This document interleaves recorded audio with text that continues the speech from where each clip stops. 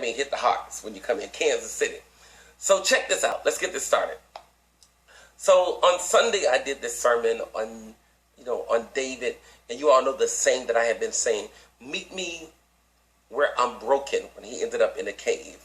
Walk with me while I'm wandering, when he's running from Saul around in the wilderness, and then sit with me when I'm reigning, when he finally gets to sit on the throne as the second king over Israel. So in my studies, I did this thing on when he slayed Goliath, 1 Samuel, the 17th chapter. And I looked at this, and you guys got to pay attention to this. This is amazing to me. In the 17th chapter, when he slays Goliath, and first of all, let's identify who Goliath is. Goliath is the thing that's not only a threat to you, it is a threat to your family. It is a threat to those that surround you. It is a threat to your community. It is a threat to your city. It is a threat to multiple people. That is your Goliath. So your boyfriend that quit you, that you struggling with, that ain't Goliath, because that's only something that's bothering you. That is not Goliath. But Goliath is something like poverty is a Goliath, because that's generational. Generational curses is a Goliath. You hear what I'm saying? That's a Goliath. Illiteracy is Goliath. The spirit of religion, that is Goliath. Things that, autism, whatever, these are things, that's a Goliath. You see what I'm saying? Anything that's personal, then you got to go back to when David was testifying to Saul and says, when I was watching my father's sheep, a lion and a bear came and tried to take it. I took it from him. Watch what he says. He says, and they turned on me. So the lion and the bear represents those things that are personal, but Goliath represents the thing that's not only going to affect you, but it's going to affect those around you. It's going to affect multiple people. All right. So now, this is the year, please hear me, that God is going to allow many of you to slay Goliath, to slay it. When I say slay it, you're going to slay it. And when you slay it, it's going to go public how God has used you to slay Goliath. The Goliath in our city is, the violence. The Goliath in the community that my church is in is the poverty and the low schools and all of these things. So God is going to allow many of us to slay our Goliath. You hear me? And when I say that, it's not just about you. This is bigger than you. This is about you slaying things that, listen to this. This is about you slaying something that was supposed to get on your kids, but it'll never touch your children. It'll never go past this generation because you killed it. Your grandkids won't ever have to face it because that thing is dead. Come on here, somebody. Your kids will never be broke. They will never have lack. They will never experience the illiteracy or being boxed in because all that has been slain. And guess who God used? He used you to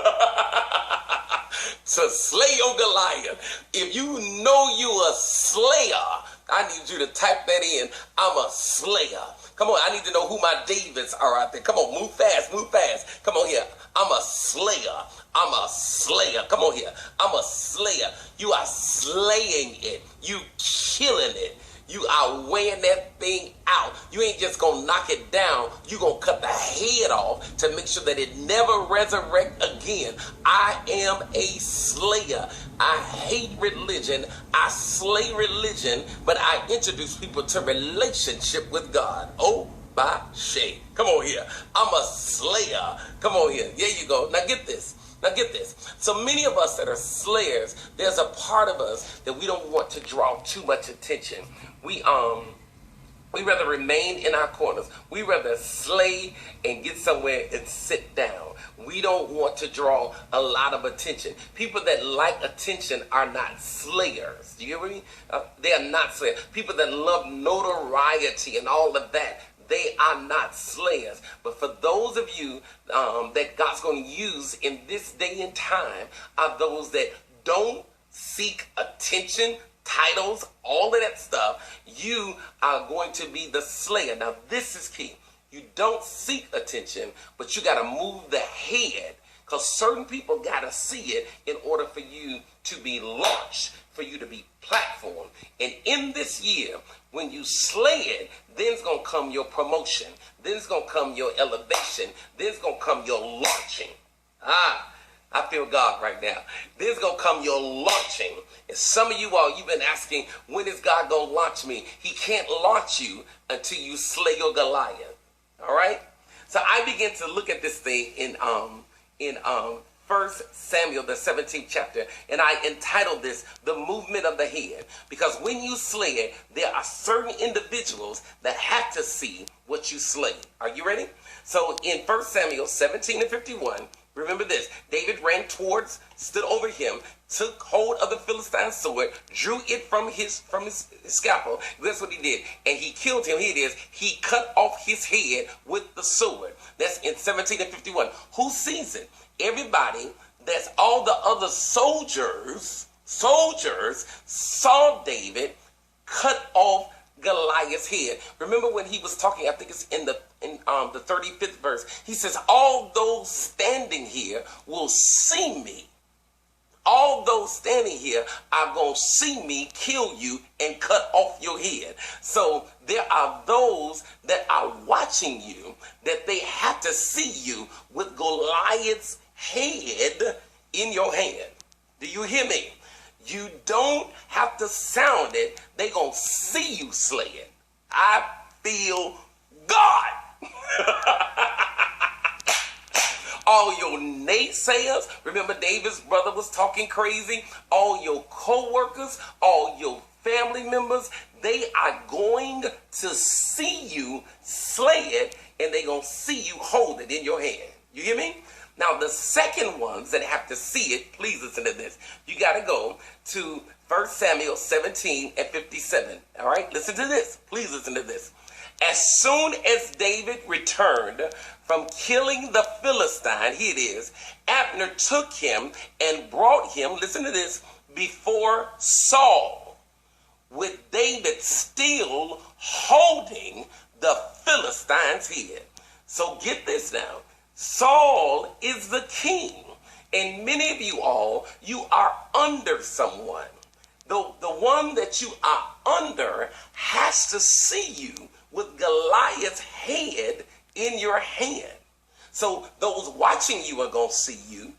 Those above you are going to see you. Your pastor is going to see you holding Goliath's head in your hand. Your supervisor is going to see you holding Goliath's head in your hand. You hear me? Your spouse, everybody, those that have a higher rank than you are going to see you hold Goliath's head in your hand.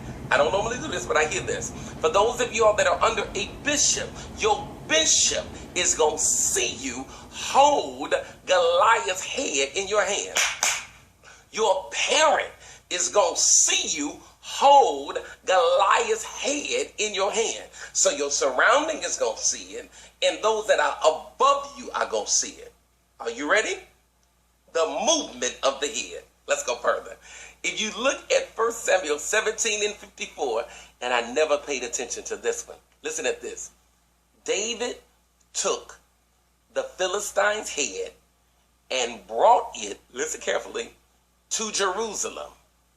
And he put the Philistines' weapons in his own tent. So I hold his head while everybody's watching. I walk up to my leader and I hold his head for those that are over me. Now I got to walk through the city. I got to walk through Jerusalem. So now the city will see you holding Goliath's head in your hand. You cannot be a hidden champion. Mosiah, you cannot be a hidden champion, because God is about to allow you to slay it, and then he gonna let those around you see it, those above you see it, and those that think they know you, they only see you, they don't even know you. You're gonna walk the head through the city. And then immediately after that, watch, then comes the launching. You about to take off. This is your year. You better hear me. You gotta move this head, and once you slay it, don't hold your head down. Don't look like you pitiful. You gotta start looking like a champion. I'm talking to somebody today, because nobody has been able to do what God is about to let you do. Do you hear me? So guess what? Those that are watching, you gonna see it. Those that are above you gonna see it, and then you gonna walk it through the city. Your mayor gonna get to know you. The city council gonna get to know you. People gonna be talking about you. Your name gonna be brought up. They gonna say, you know him, you know him. They had Goliath's head in his hand. You know him, you know. Now, guess what? It's time to come out of the dark room. God's about to put you in the light. And guess what? When he puts you in the light, it's not about you. Because people gonna ask you, how did you do it? That's your chance to say, did nobody do this but God? So I say to those of you all that are in this thing, get ready to move this head this year. You hear me talking to you? Don't you be embarrassed. Don't you be ashamed. I come against any sense of shyness. You can't be shy and be a champion. You can't be intimidated and be a champion. God's about to give you a bold, he's about to stand up in you so that you can hold this head. And when you hold it, let them talk, but you give God glory. Woo, the movement of the head. You about to be somebody. You about to be amazing. This is about to be amazing in your life, because you are moving the head of Goliath. He took, all those watching saw it. He took it to Saul. Those that are over you, your pastor's going to see it. You don't have to keep pushing yourself and forcing yourself. They're going to see the head in your hand. And then you're going to walk it through the city. So everywhere you go, it's going to be a trail of blood of the enemy, letting everybody know you a slayer. Oh my God. So I pray that God use you this year to slay it and move it. You're going to slay it, and then you're going to move this, the movement of the head. I'm excited about your future. I'm excited about your release. I'm excited about your new assignment. I'm excited about the things that God's about to give you. I'm excited about the assignments that he's about to put in your lap. Because guess what? I need you to get out of the 17th chapter. And then when you get into chapter 18, let me give you just 18 and 5. The Bible says, whatever Saul sent him to do, David did it so successfully that Saul gave him high rank in the army. Do you hear me talking to you? This is your year that you're about to be given high rank, but you can't get it until you slay it. You can't get it until you slay it, and then until you move it. All right, I'm done. I'm done. All right, let's go.